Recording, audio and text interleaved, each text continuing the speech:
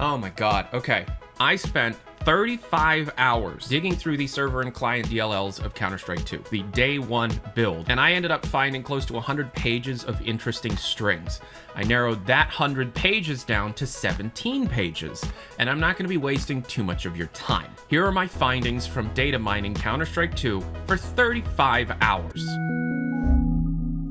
And this video is sponsored by SellYourSkins.com. This is a safe and easy way to be able to convert your Counter-Strike Global Offensive skins into one of many different forms of currency, whether that be through PayPal, bank, and more. It's quick and easy. Within 5 minutes, you'll have your funds, and the more you sell on the website, the better deals you're going to end up getting. Using my promo code PAIDSPRAYS with the link down in the description below will get you an extra 3% on top of all of the skins you sell using SellYourSkins.com. And thank you very much to SellYourSkins.com for sponsoring this video. Let's keep in mind, not everything here is specifically for the future of Counter-Strike. It could be for Citadel, could be for Neon Prime, could be for HLX, or it could be for whatever Terror Hunt is. We'll get to it.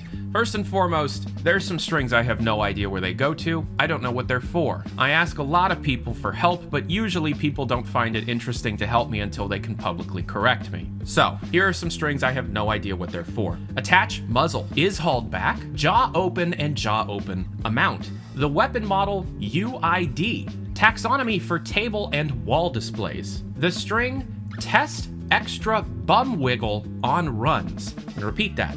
The string test extra bum wiggle on runs. Fizzlog updaters exclude weapon, pistol, rifle, survivor, common, male, and surface friction. We have new cosmetics. We have so many new cosmetics coming to Counter-Strike 2. It's obvious that one of the major reasons why you can look down and see your legs is because Valve wants to nickel and dime you as much as humanly possible.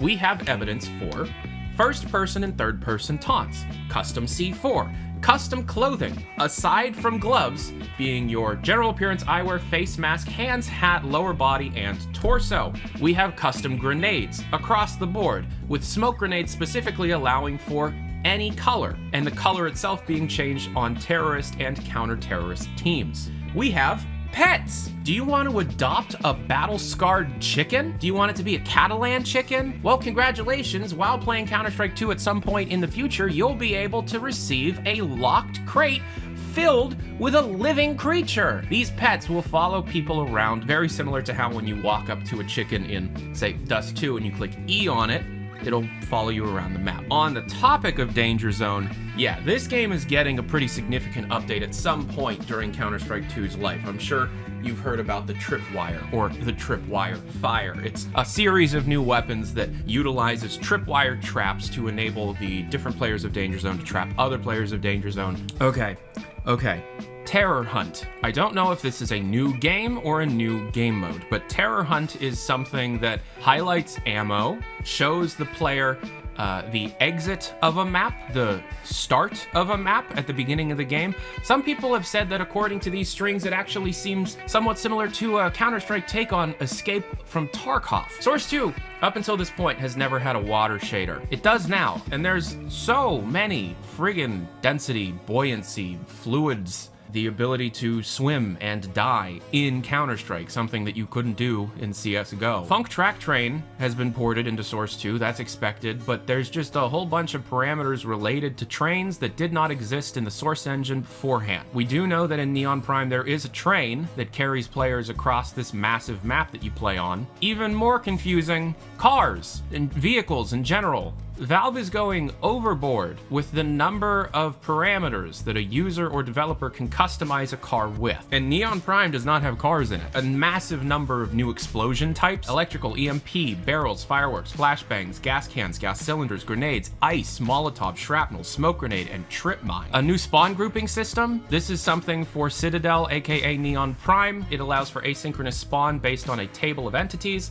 NPCs spawning in specific groups, and this of course has something to do with breakable or dynamic levels and NPC node-based pathfinding that is dynamic dynamically changing based on those breakable levels. That, in a nutshell, is Neon Prime. Pretty much every type of material can be broken, even if that type of material is the level geometry. Source 2's level geometry is not brush-based, it's all mesh-based. If the engine itself can allow for those models to change based on player input, and then the NPC pathfinding can dynamically adjust itself based on that player input, you have a very interesting system at play. TE. This may have something to do with Terror Hunt, but there are a massive amount of brand new strings that are prefixed TE. We don't know what they're for, but they're definitely for something related to a first-person shooter, and Valve is updating its VR stuff as of Counter-Strike 2's limited beta test release. An update to the closed caption system, an update to how melee may work within virtual reality, and an update to the gravity gloves and different ways of interacting with objects in a style similar to the gravity gloves. Fans, not like people that are a fan of something, but actual like industrial fans that can push players and objects within the world. Keen-eyed viewers should remember this as a canceled puzzle feature from F-Stop, and